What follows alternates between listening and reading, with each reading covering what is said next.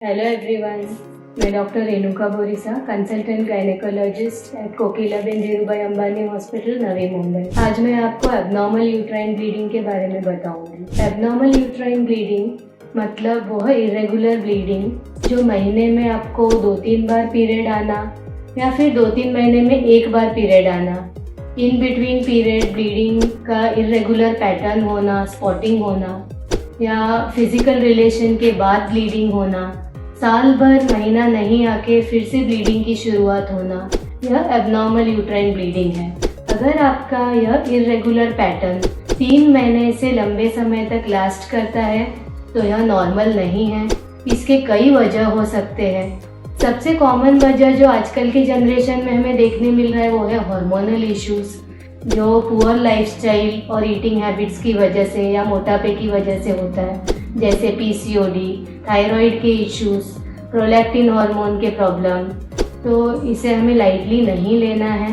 Second है over the counter availability of hormonal pills, जैसे कि आई पिल, पीरियड प्रीपोन पोस्टपोन होने वाले पिल्स, गर्भ निरोधक गोलियां, अबॉर्शन पिल्स, यह सब की फ्री अवेलेबिलिटी ऑनलाइन या फिर मेडिकल स्टोर में अनसुपरवाइज्ड और इरेगुलर सेवन करने की वजह से ब्लीडिंग काफ़ी डिस्टर्ब हो जाती है।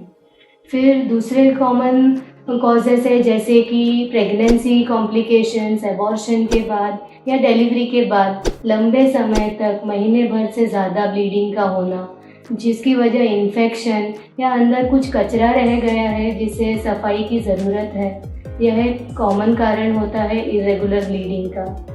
दूसरे कॉमन कारण है जैसे कि गर्भाशय में सूजन या गांठ होना, जिसे हम फाइब्रॉइड या एडिनोमायोसिस कहते हैं, या गर्भाशय का इन्फेक्शन, सर्विसाइटिस या एंडोमेट्राइटिस या पॉलिप, यह भी एक ब्लीडिंग इरेगुलर होने का मेन कारण है।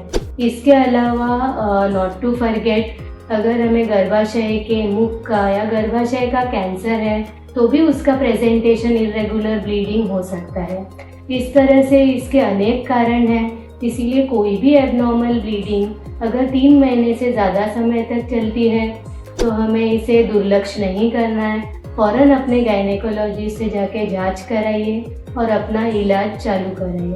Thank you.